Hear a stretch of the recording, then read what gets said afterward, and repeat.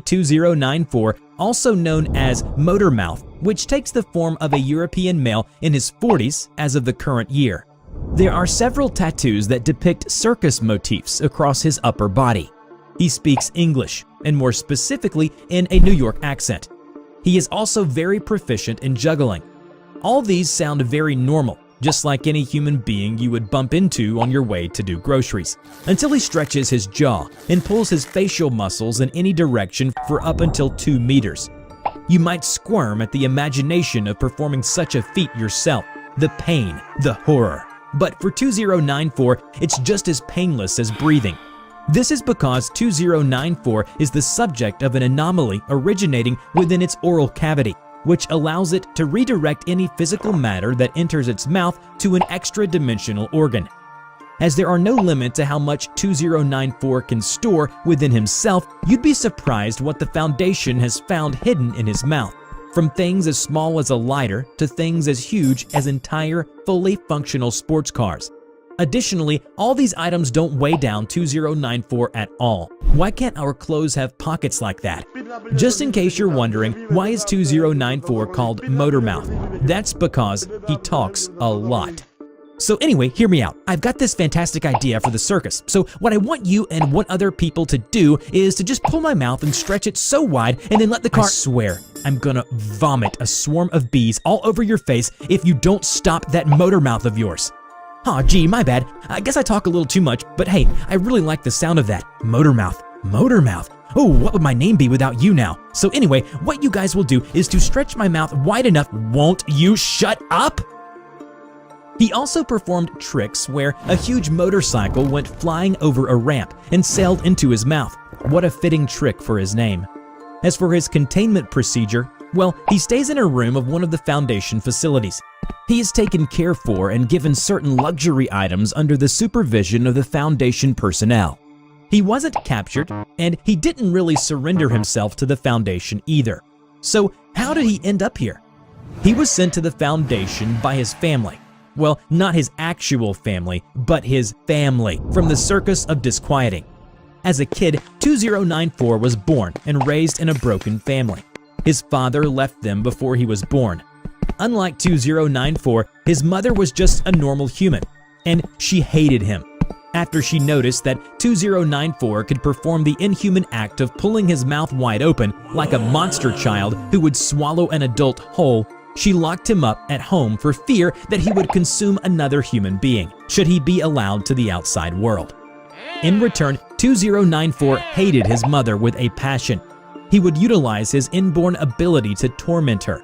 Sometimes he would sneak out and bring back woodland creatures such as snakes and spiders in his mouth and unleash them in the house. Additionally, although timid, 2094 was cunning. Utilizing his childish innocence look, he would walk up to his mother with one of those adorable 8-year-old smiles and then spit up a couple dozen rats onto his mother's lap.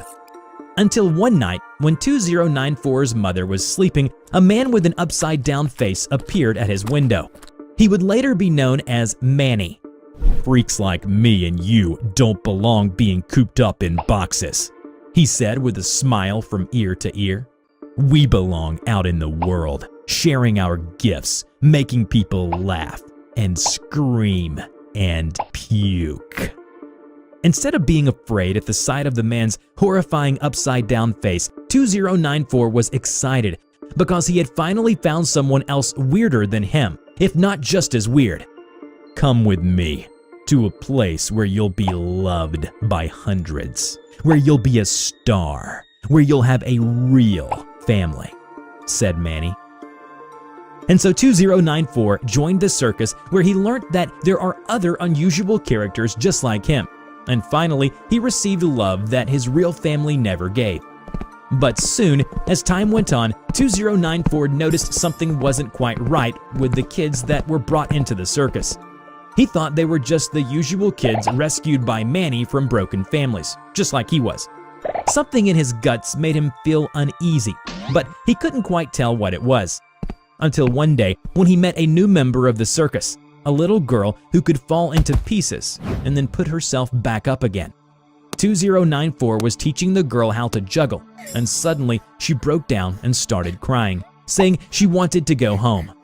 At that moment, that was when he knew that deep down, what he feared and hoped that it was just his own imagination was true. Manny has been taking kids against their will. And so 2094 confronted Manny. "This isn't how we do things anymore, Manny. We don't abduct kids," said 2094, hoping to change his way. But all he received was a harsh slap across the face.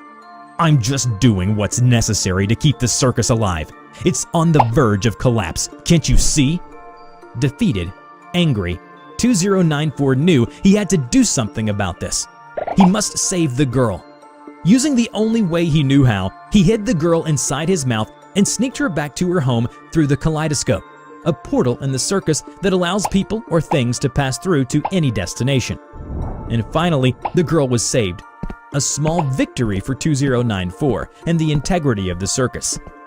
When Manny found out what 2094 did, he furiously accused him of betraying the circus, his family. Manny gathered the members of the circus around and locked 2094 into a car trunk, which was soon recovered by the Foundation team. 2094 had stayed in the containment facility ever since. But still, something from the past troubled him. The following is the footage of what happened as he woke up abruptly one night. He started to leap from his bed and began knocking his head violently against the wall. "Stop it! Don't, please, don't take anything!" he screamed. He clutched at his head tightly as he was seemingly tortured by the memories of his past. He screamed again, and this time he mentioned a name. "It's all I have now, Manny! It's all I have!" Later, when he was asked by the Foundation interviewer, he couldn't remember what had tormented him during that nightmarish fit and fallen into a period of depression. He had lost parts of his memories regarding the events that led up to him being locked in the trunk by Manny. Perhaps there was something more to it than a mere scuffle between them. Over time, as he regained his usual cheerful mood and playful